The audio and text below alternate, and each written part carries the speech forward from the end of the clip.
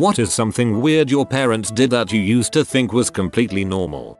Slept in separate beds. My dad slept in the king-size master bed, while my mom slept in a dinky twin bed next to it. I mean, now I know that kind of thing happens for one reason or another, such as insomnia, bad gas, whatever. In this case, it was because my dad was an extremely restless sleeper. But I didn't find out it wasn't the norm until we were watching TV when I was about 10 and there was a couple on the TV sleeping in the same bed. And I went, what the heck? Why are they both in his bed? Where is her bed?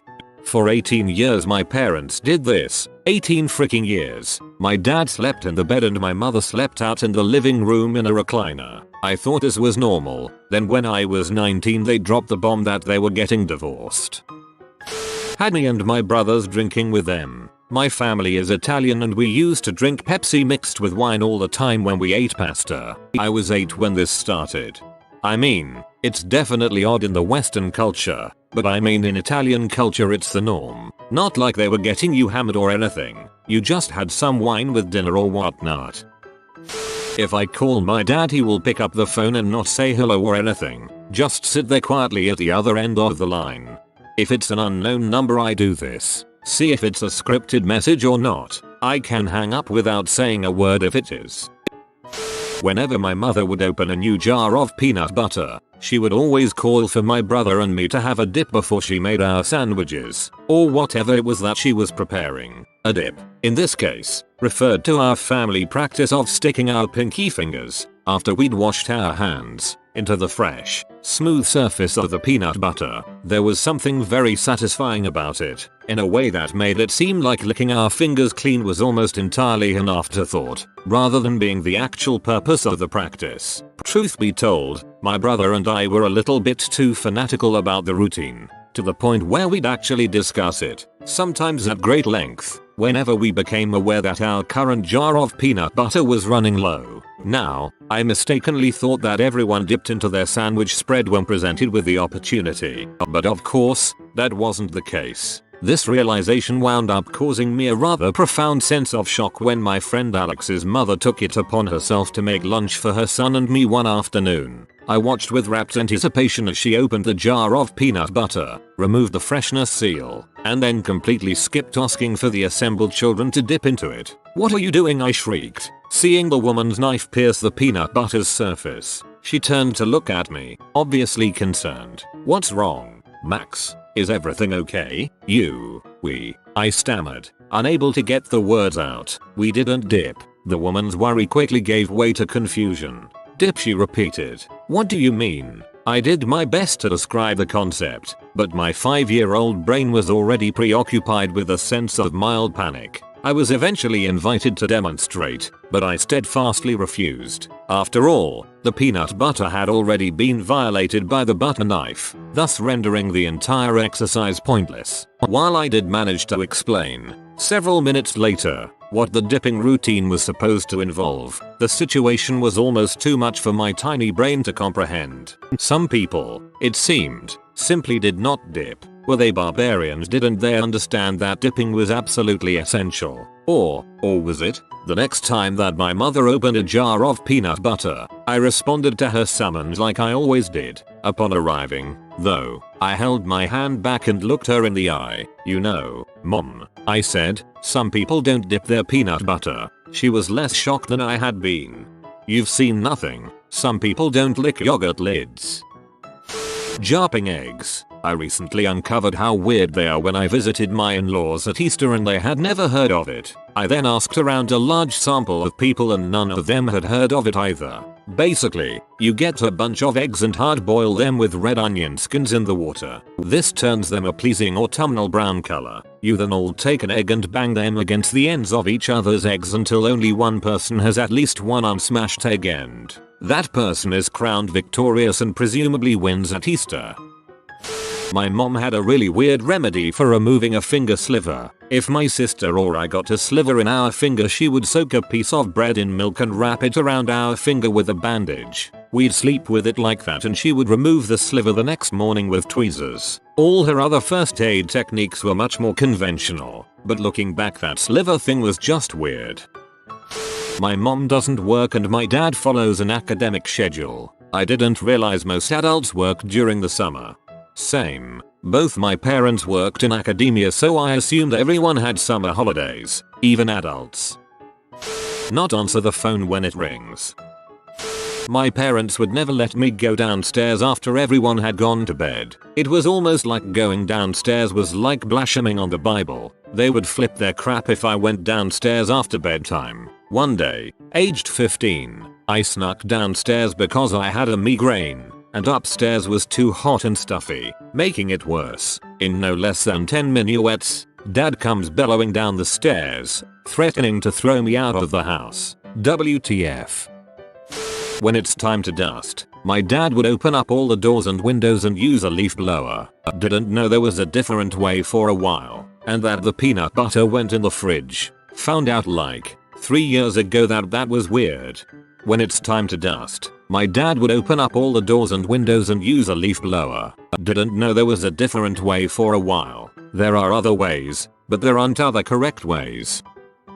My dad has always had bad OCD, the kind that you see on TV of people doing weird rituals all day. Well, one of these things would be right when he walked through the front door from work. He'd walk a few steps, whisper something to himself, stop, walk a few more steps, whisper more things to himself, and repeat this process for about an hour all around the house. If a person or animal simply walked in his way, or somehow disturbed this ritual, he would have to do it all over again. Never thought much of it at all until I moved back in with my parents as an adult for about a year.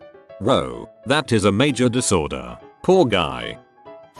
Well, my father loved hanging things on the walls. Paintings were nice, we had plenty, but most of what we had, particularly in the front hall, were masks. Yes, masks, all sorts. African, Asian, stuff I couldn't identify. If you ever watched Home Improvement, there were some episodes where you saw the inside of Wilson's house. It was a bit like that. I came to see them as guardians for the house. Scare away bad spirits, luck, juju, that sort of thing. After my father passed, we split the masks, totems and crap 3 ways: mom, bro, me. Tradition will continue.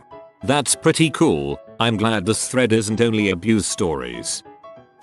Raised by grandparents. My grandmother was always sick. She would find things on TV, newspaper, diseased her friends had, and suddenly would develop them. She eventually died after faking a back injury and somehow talked a doctor to operating on her. She never walked again, and 3 years later of actually suffering, she died of congestive heart failure. Although everyone's grandmother got mysterious illnesses, that is until my mother got out of prison and developed the same condition.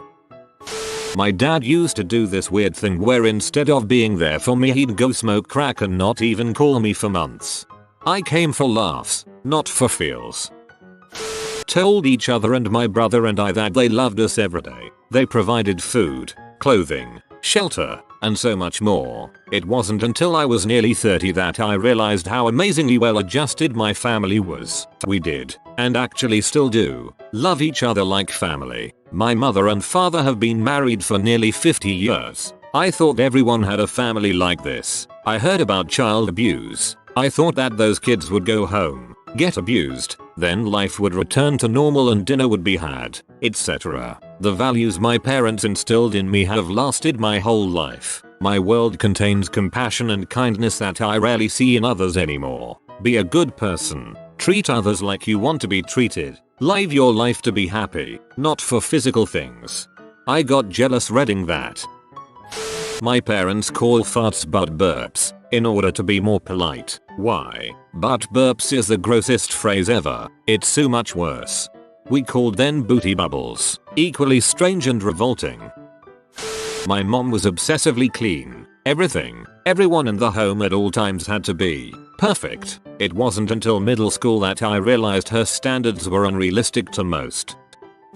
I used to think most kids had gone through the experience of having to get all new dishware because their father smashed it all in a blind rage, and that the corresponding markings from the smashed ceramic were commonplace in most kitchens. Dad hitting mom wasn't weird, it was a natural consequence of a fight getting out of hand. I didn't know it was frowned upon to go through an entire 12-pack in one night. although the after effects of it occasionally frightened me. The screaming bouts that permeated the house at midnight could be easily drowned out by cranking up the volume on my Ninja Turtles VHS. My dad was, and is, unemployed as much as he was employed, and it was not uncommon for the only interaction I had with him to be him yelling at me about losing the remote before he retreated back into his bedroom, the door of which he had broken. Of course, I know now that the things he did were extreme and, in most cases, abusive, and I hope to grow up to be better than him. TLDR. My dad had weird ideas about home decorating.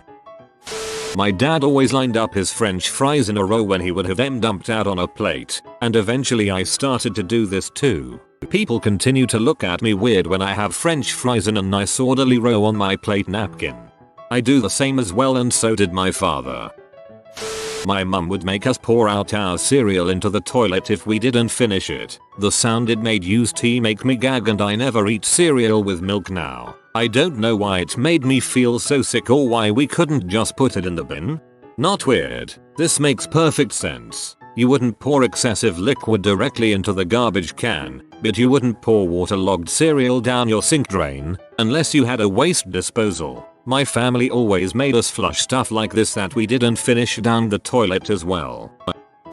Checked to see if the oven was off and the toaster unplugged and the door was locked several times before we left the house. My mother made us lock the door, pull it hard, jiggle the handle back and forth like we were trying to get in. And we always had to make sure the stove and oven were off even if they hadn't been used that day. Poured Tabasco sauce on my tongue when I talked back. It's no wonder I dislike spicy things now. For swearing we used to get our mouth washed out with soap. No wonder I dislike eating soap now. Cut pizza with scissors. Mine did that too. It seemed so weird, and then one day, as an adult, I tried it too. It makes so much sense. My mum did used to call them pizza pies with no trace of irony though. Both my grandparents and parents keep their unopened tinned goods, baked beans, tinned vegetables, soup etc. in the fridge. We had plenty of space on the cupboards, so I grew up thinking that this was perfectly normal. When I moved into university accommodation at 18, I soon learned that it was perfectly okay and normal for tins to go in a cupboard. They're actually meant to be stored that way, so yeah. We would break into houses that were being developed, vacant houses that weren't finished yet. We would drive around neighborhoods until we saw a house we wanted to look into, and then the fun began. I can remember reaching through the hole where door handles should have been and unlocking the deadbolt from the inside. We'd try all of the doors, and if that failed, we would boost my dad through a window. There was an area house we couldn't gain access to. Once inside, my parents would walk around and check out the floor plan while my sister and I went off and played with nails and electrical wiring or whatever else. We did this for about 3 years, and then my dad became a general contractor until the 2008 crash. It was all good fun, the whole family participated, we never got caught, and we did it at least twice a month. I had no idea that was weird until my sister and I talked about it years later and I realized we were committing several minor crimes. My family did this when I was young. We owned one of the first homes in a new development, so whenever they would start building a new home we would go check out the floor plans. However, the doors were never locked or even had doorknobs, so we just had to walk in, and there was also no playing with nails or electrical wiring, just investigating the layout. My dad would beat the crap out of me if I showed any type of emotion, then do some drill sergeant crap and make me do push-ups and stuff to man up. I was like 3 when that started, so I legit thought that was just what fathers did to make sure their sons grew up to be men. TLDR. I don't talk to my father anymore. I totally relate this. My dad was emotionally and verbally abusive, stopped just short of physical abuse. He would grab and hit things near us, but he never actually hit us. And I was not allowed to cry. I still really don't know how to express negative emotions. Make tea with the drip coffee maker with loose leaf, and the coffee maker was never used to make coffee. I use a drip coffee maker to make tea. I use a Keurig for my coffee. When we were out and about in town, and my dad wanted to pick up booze, he would tell us he was going to the daddy pop shop. Calling a bath a tub. I got a lot of crap the first time I told my husband I was going to take a tub. He's all, "Take it where?" Where I grew up, it is popular to say you're going to take someone a bath. Like BRB going to take Junior a bath. It irritates me beyond words.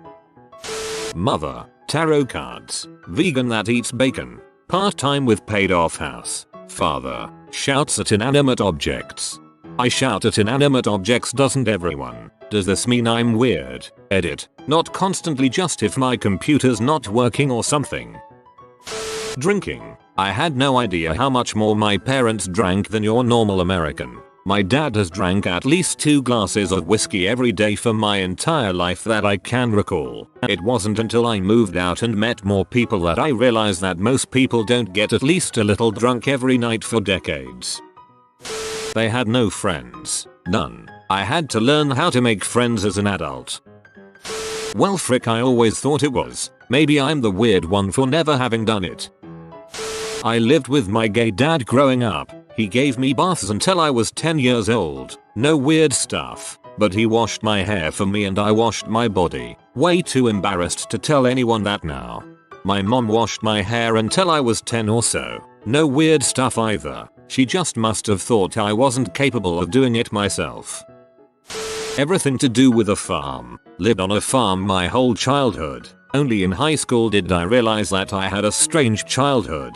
Yeah, my next door neighbors were about 2 miles away when I was growing up. I like solitude. Also, have realistic expectations of where meat comes from. Always close gates. I'm not scared of cows, and I'm handy with a shovel, garden fork, shifting rocks, putting up fences, feeding any size animal, etc, etc. My mother put our toothbrushes in the dishwasher to sanitize them. I only realized this was abnormal when my boyfriend wondered why the frick we had so many toothbrushes. Move the tissue box on the nightstand so it would be out of the direct sunlight, as thus wouldn't start a fire. My parents weren't crazy, but my dad has stories that he's mentioned a few times. Highlights. 1. His mother would see an empty parking spot, make him get out of the car and stand in said spot for her to loop around. He reserved it. 2. His mother would pull into the gas station every day and buy $1 of gas. Wouldn't fill up. 3. The kids left beer and cookies for Santa. My parents would go to the bathroom past midnight and I always thought that was normal until I found out they were doing it and just needed to pee to clean their reproductive system. My parents never ever let people anywhere in the house. Ever. They were extremely unwelcoming. Also, they hated me owning fish. My dad had a complete tantrum because I bought a better and had him in a 2-gallon tank in my bathroom.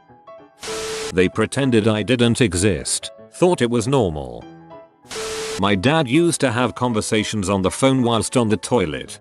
These days even having conversations with your phone whilst on the toilet isn't unheard of.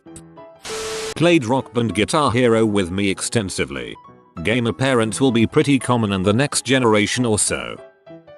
Not weird per se, but I didn't know some people were stay-at-home parents outside of TV. Both of my parents always worked. It's weird because to this day at the age of 25, I now judge former classmates of mine who have kids and are stay-at-home parents. I know I shouldn't, but it's ingrained in my head to think that way. I thought every family hid birthday presents and made the birthday boy girl search the house for them. Nope. Just my family and my extended family, because my grandmother apparently started this. We had a female cat that fell pregnant by a neighborhood stray, and my parents were too careless to keep her inside or get her fixed. It was awesome for a while, playing with the kittens, seeing them go through the stages from where they were crawling flat on the floor with their eyes closed to climbing the curtains and sprinting around the house. They bothered my mother's allergies a lot though, so as soon as they were old enough, we gave them to a pet store to sell. The weird part was what my parents did next, which I was too young too ambivalent to question. We used to go on long car rides to see relatives several hours south of us. On one trip, we took the female cat, doped up on gravel and put her in a cardboard box, folded closed, not taped, and my parents took her out of the box and left her at the side of the road, in the middle of nowhere. A couple hours into the drive, they abandoned her. As a kid I always hoped that she would somehow find her way home to us, but that never happened. Instead she probably died out there, or more hopefully,